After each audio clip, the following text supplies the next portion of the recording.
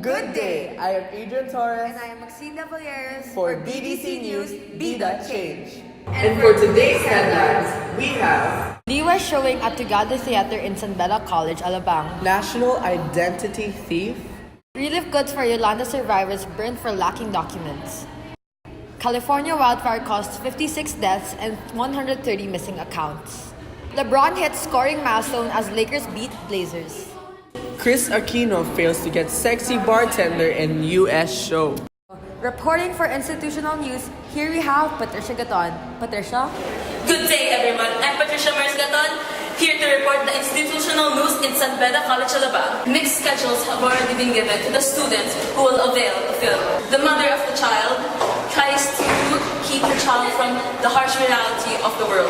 So she talks about or tells about a story about an enchantress named Liwai. What are your opinions on the movie Liwai? It's great. What I think about Liwai? What I think about Liwai ay eye-opener siya for the people na privileged siya doon. Sabi like hindi sa kanila nangyari sa family nila kasi connections tapos etc. Tapos sabihin nila hindi talaga nangyayari yon.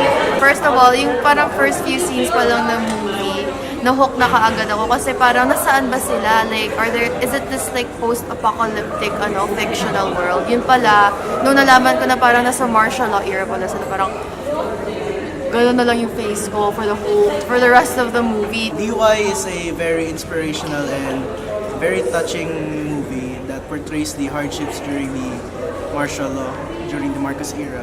I was really touched when I saw how Liwai was still able to smile and take care of her child during and after her struggles in the camp. Actually, nung pinanood ko siya, parang medyo disturbing siya. Pero I think naman na project niya yung dapat niyang parating sa mesahan. Parang siyang documentary kung paano nabuhay mga tao dun sa panahon nila Marcos pa. Kung saan hinalo mga kriminal at mga rebelde. Kung ginawa nilang masasama mga rebelde. Kung paano tinatrato ng mga guards yung mga tao doon, parang si-separate nila parang mga animals. Reporting for local news, we have Joaquin Santos. Joaquin? Good morning, world, and all who inhabit it. How much of interest it is how the Filipino language in the eyes of many Ysabella College students see the Filipino language as a defining thing for our culture and our national identity. When the recent allegations from CHED arose and were conceived, many of the younglings had a lot to say. How essential it is for a national identity to be more for the pillars of a country's language, with recent allegations from CHED, or better known as the Commission of Higher Education, to remove the Filipino language as a core subject in college. Kalita stated that the subject is already included in the now present K-12 curriculum, and there is no need to do the same for college. Reporting for national news, we have Julianna Arcenas. Yana? The Bureau of Customs destroyed the 4 containers of relief goods such as clothes, toiletries, medical supplies, and canned goods donated for the victims of Typhoon Yolanda in Madawi City, Cebu. The donations coming from Belgium, Norway, and the United Kingdom were declared abandoned and condemned due to the failure of the donors to pay importation tax. Foreign countries donated millions worth of relief goods last January 2014, but it was only neglected by the previous administration until it spoiled and went to waste due to delays.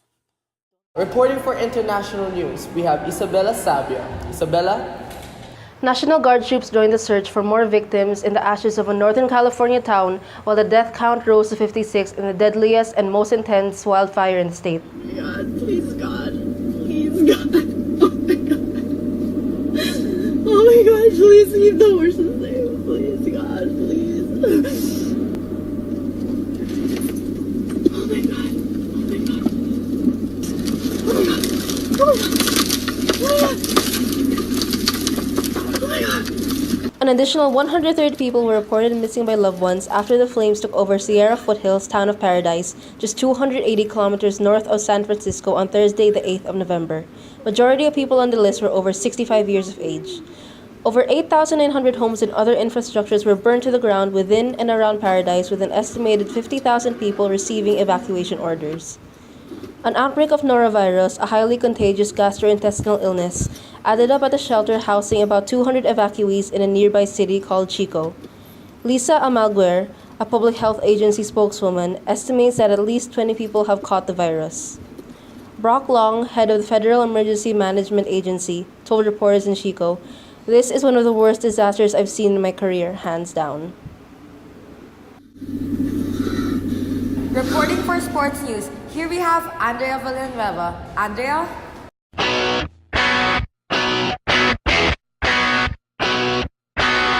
And welcome to today's latest sports news. LeBron James scores a season-high 44 points and passes Wilt Chamberlain for number 5 on the all-time NBA scoring list, while leading the Los Angeles Lakers to a 126-117 victory against the visiting Portland Trail Blazers on Wednesday.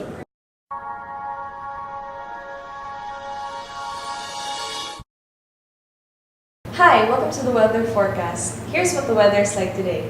A tropical depression has now entered Bar and is now called Samuel. In the last 24 hours, it traveled 625 kilometers per hour in southeast Hinatuan, Surigao del Sur. For today, it is 32 degrees hot in Metro Manila, a little windy in Visayas, and a bit of low pressure area in Mindanao. This is Alyana. Stay safe from heat and harsh rain.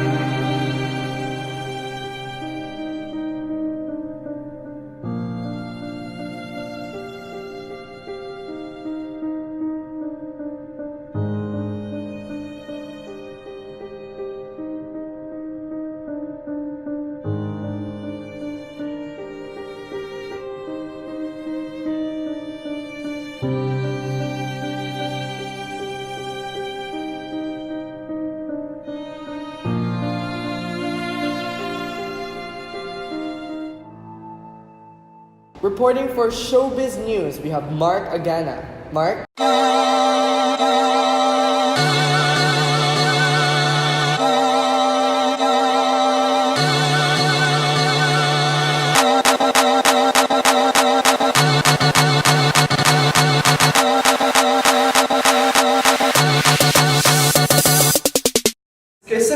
failed to get a sexy bartender role in an American network show due to her son not being in favor of the said role.